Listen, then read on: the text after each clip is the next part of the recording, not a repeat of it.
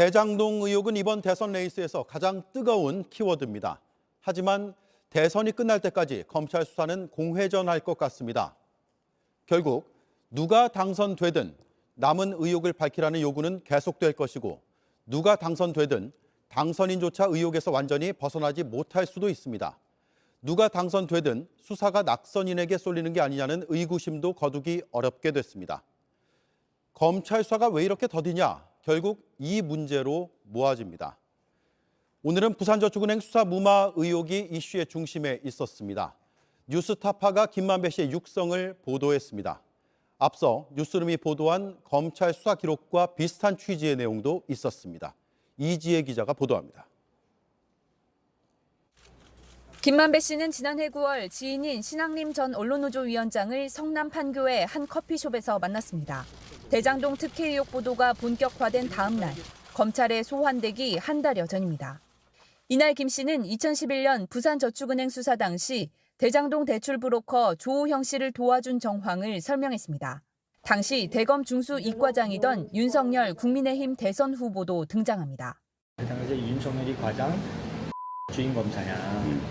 그래서 박영수를 소개해줘 내가. 왜냐면 나는 형 그 혈관을 다 아니까 무슨 말인지 알지? 윤석열이가 네가 조우형이야 이러면서 윤석열한테서 윤석열이가 보냈단 말이야?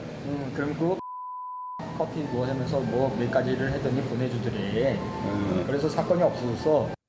다만 당시 김 씨의 설명과 달리 박모 검사는 주임 검사가 아닌 수사 검사였습니다. JTBC가 확보한 남욱 변호사의 검찰 수사 기록과 같은 취지입니다. 남 변호사와 김만배 씨, 조 씨가 두 번째 검찰 조사 직전에 만났고 김 씨가 조 씨에게 커피 한 잔만 마시고 오면 된다고 했다는 겁니다. 첫 조사와 다르게 검찰이 되게 잘해줬다고 들었다고도 진술했습니다. 대장동 대출 관련 조사가 거의 없었다는 겁니다. 실제로 조 씨는 형사 입건되지 않았습니다. 당시 조 씨의 변호인은 박영수 변호사, 주임 검사는 윤석열 후보였습니다.